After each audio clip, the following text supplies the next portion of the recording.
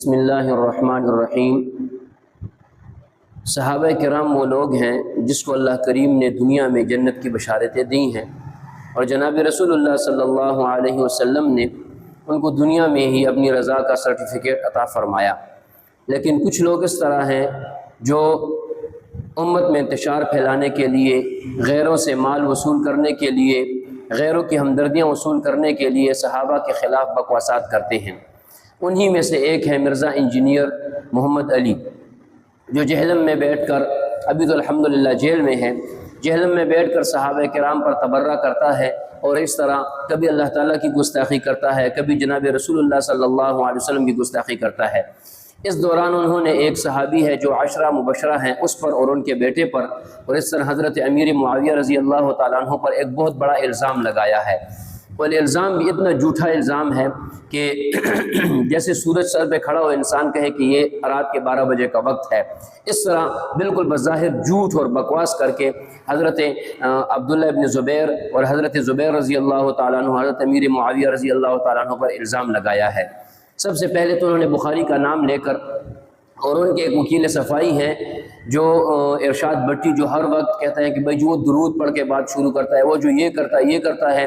مرزا غلام قادیانی سے زیادہ درود پڑھتے تھے، مرزا غلام قادیانی سے زیادہ اپنے آپ کو عاشق رسول کہتے تھے، لیکن جس طرح یہ جھوٹ اور بکواس کرتا ہے اس طرح وہ بھی جھوٹ اور بکواس کرتا تھا۔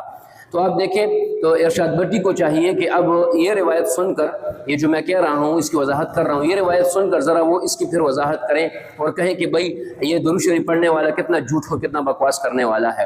اس طرح ہوا جی کہ حضرت زبیر رضی اللہ تعالیٰ عنہ یہ ابو بکر صدیق رضی اللہ تعالیٰ عنہ کے یعنی حضرت اسماء رضی اللہ تعالیٰ عنہ کے شوہر ہیں، اور حضرت اسماء ابو بکر صدیق رضی اللہ تعالیٰ عنہ کی بیٹی ہے۔ ان کے پاس لوگ اپنا مال رکھواتے تھے، ان کی بہت ساری زمینیں بھی تھی، غابہ میں، مدینہ منورہ میں کچھ مکانات وغیرہ بھی تھے، تو لوگ ان کے پاس اپنی امانتیں رکھواتے تھے، تو وہ ان کو کہہ دیتے تھے کہ بھائی یہ امانت آپ کی میرے پاس قرض ہے، میں اس کو غریبوں میں خرچ کر دوں گا، جب تمہیں ضرورت پڑے مجھ سے مانگ لینا۔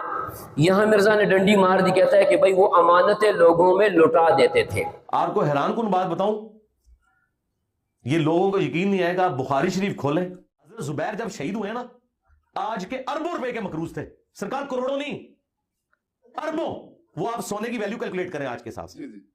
اب آپ سوچیں گے حضرت زبیر عشرہ مبشرہ، اور وہ جنگ جمل سے ایک دن پہلے اپنے بیٹے کو کہہ رہے ہیں، بخاری کے الفاظ ہے کہ ہو سکتا ہے میں کل مارا جاؤں تو تم نے میرا قرض اتارنا ہے۔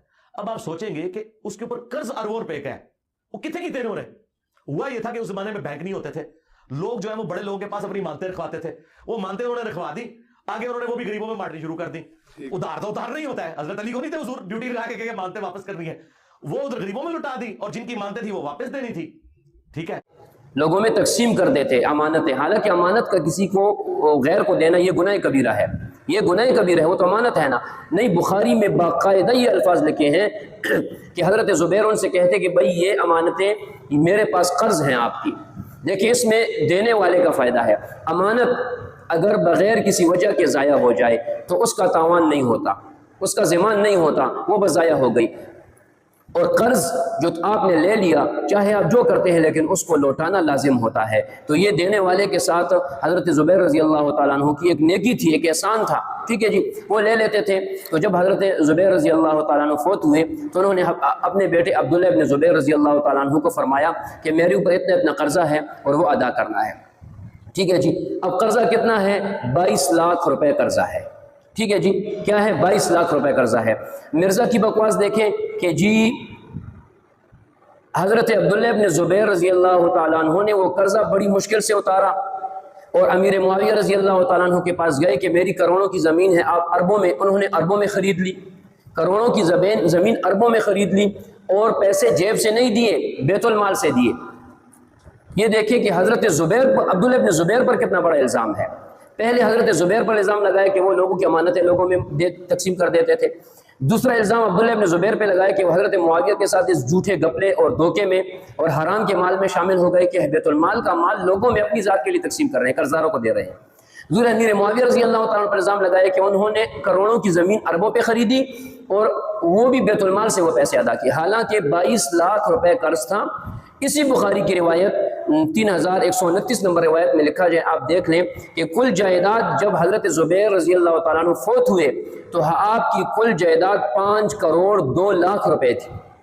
آپ کی کل جائیداد 5 کروڑ 2 لاکھ روپے کی تھی، اور قرضہ کتنا تھا؟ 22 لاکھ روپے۔ آپ بتائیں کہ اب اس میں کیا مشکل ہے قرض ادا کرنا؟ تو حضرت عبداللہ ابن زبیر نے قرض ادا کیا۔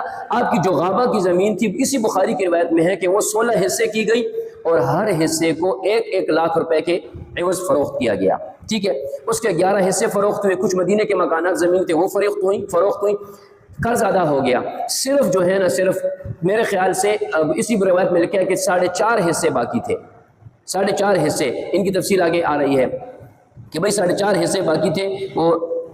وہ پھر حضرت عبداللہ ابن زبیر رضی اللہ تعالیٰ عنہ امیر معاویہ رضی اللہ تعالیٰ عنہ کے پاس گئے اور ان سے اپنا سارا احوال بیان کیا۔ انہوں نے کہا کتنا باقی ہے؟ کہا بھائی 4.5 حصے باقی ہے۔ تو اسی بخاری کی روایت میں لکھا ہے کہ 3 آدمی بیٹھے تھے، ایک حصہ انہوں نے لیا 1 لاکھ روپے دے کر، اور اسی قیمت پر حضرت امیر معاویہ رضی اللہ تعالیٰ عنہ نے وہ 1.5 حصہ لے لیا۔ اس طرح ان کی زمین فروخت ہوئی۔ اور بخاری کی اسی روایت میں لکھا ہے کہ جب عبداللہ ابن زبیر رضی اللہ تعالیٰ عنہ امیر معاویہ کے پاس جا رہے تھے، ٹھیک ہے، بات کو توجہ سنیں، جب امیر معاویہ کے پاس عبداللہ ابن زبیر جا رہے تھے تو قرض ادا ہو چکا تھا۔ تو ارشاد بھٹی صاحب آپ ذرا مہربانی کریں، اس کے خلاف بھی ذرا کلپ بنائیں اور لوگوں کو بتائیں کہ اس نے کیا کیا بکواس کی ہیں۔ اچھا جی، دوسری بات یہ ہے کہ جب امام بخاری نے یہ حدیث نقل کی ہے، اس کے اوپر جو باب باندھا ہے اس کا نام دیا ہے کہ میرے خیال سے باب برکت الغازی، غازی کے مال کے میں برکت ہوتی ہے، زندگی میں بھی اور وفات کے بعد بھی۔ اب امام بخاری کا عقیدہ یہ ہے کہ حضرت زبیر نے جو مال چھوڑا تھا اس میں اللہ کی طرف سے برکت آئی ہے۔ یہ کہ سوچے، اب امام بخاری کا مقصد یہ ہے کہ اس مال میں اللہ کی طرف سے برکت آئی ہے غازی کے لیے، اور مرزا جھوٹا دجال کذاب چھوٹا مرزا، اس کا کہنا یہ ہے کہ حضرت عبداللہ ابن زبیر نے سب سے پہلے تو لوگوں کی امانتیں لوگوں کو دی، سب سے پہلے ظلم یہ کیا۔ دوسرا یہ کہ عبداللہ ابن زبیر نے بیت المال میں سے گھپلا اور دھوکہ کر کے مال لیا۔ امیر معاویہ نے بھی دھوکہ کر کے بیت المال کا لاکھوں کا کروڑوں کا مال اربوں میں خرید کر جو ہے نا اس کو پیسے دیے۔ یعنی وہ امام بخاری کو جھوٹا ثابت کر رہا ہے، جس کا نام لے کر بار بار کہتے ہیں بخاری بخاری بخاری، اس کو جھوٹا ثابت کر رہا ہے۔ تو اب آپ خود بتائیں، آپ خود فیصلہ کریں، ان کے شاگرد ارشاد بھٹی آپ فیصلہ کریں کہ اگر یہ حدیث مرزا نے جھوٹ بولی ہے تو درود پڑھنے کا کوئی فائدہ ہے؟ کہ پیارے آقا نے فرمایا جو قصدن میرے اوپر جھوٹ بولے وہ جہنم میں اپنا ٹھکانہ بنا لے۔ تو جب مرزا کا ٹھکانہ حدیث کے مطابق جہنم میں بن چکا ہے تو درود کا کچھ فائدہ نہیں ہے۔ عبداللہ ابن ابی کی طرح اگر آپ صلی اللہ علیہ وسلم کے پیچھے صفوں میں نمازیں بھی جماعت کے ساتھ پڑھے اور پیارے آقا ان کا جنازہ بھی کر دیں، لیکن بغل میں بغل میں چھری اور منہ میں رام رام والا کس سے کچھ فائدہ ہونے والا نہیں ہے۔ روایت میں یہ لکھا ہے کہ عبداللہ بن جعفر رضی اللہ تعالیٰ عنہ نے حضرت زبیر رضی اللہ عنہ سے 4 لاکھ لینے تھے۔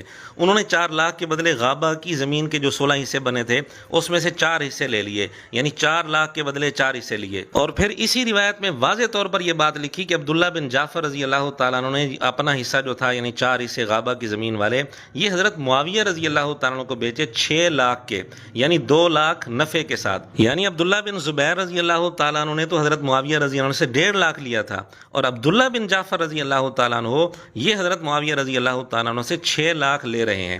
اب عبداللہ بن جعفر کون ہیں؟ سیدنا علی رضی اللہ تعالیٰ عنہ کے بھتیجے ہیں، جعفر طیار رضی اللہ تعالیٰ عنہ کے بیٹے ہیں، سیدنا علی رضی اللہ تعالیٰ عنہ کے تربیت یافتہ ہیں۔ اب اگر مرزے کے الزام کو صحیح مان لیا جائے کہ حضرت معاویہ رضی اللہ عنہ نے ابن زبیر رضی اللہ عنہ کو پیسے جیب سے نہیں دیے، بیت المال سے دیے، یعنی 1.5 لاکھ جو اس روایت میں ہے، تو پھر یہ بھی ماننا پڑے گا کہ حضرت عبداللہ بن جعفر رضی اللہ عنہ کو بھی حضرت معاویہ نے پیسے جیب سے نہیں دیے، بیت المال سے دیے، ان کو تو 6 لاکھ دیا۔ اب سوال یہ ہے کہ کیا عبداللہ بن جعفر رضی اللہ تعالیٰ عنہ کو بھی اس بات کا علم تھا کہ حضرت معاویہ بیت المال سے پیسہ دے رہے ہیں، جیب سے نہیں دے رہے؟ اگر علم تھا تو اس گھپلے میں نعوذ باللہ عبداللہ بن جعفر رضی اللہ تعالیٰ عنہ بھی شریک ہو گئے، یعنی مرزے نے حضرت معاویہ رضی اللہ تعالیٰ عنہ کے بغض میں آ کر خاندان نبوت کی بھی کوئی پرواہ نہیں کی۔ پھر ایک اور عجیب بات جو اسی روایت میں لکھی ہے، جس کا حاصل یہ ہے کہ حضرت زبیر رضی اللہ عنہ نے اپنے بیٹے کو وصیت کی کہ قرض کی ادائیگی میں جب کوئی مشکل پیش آئے تو اللہ سے دعا کرنا۔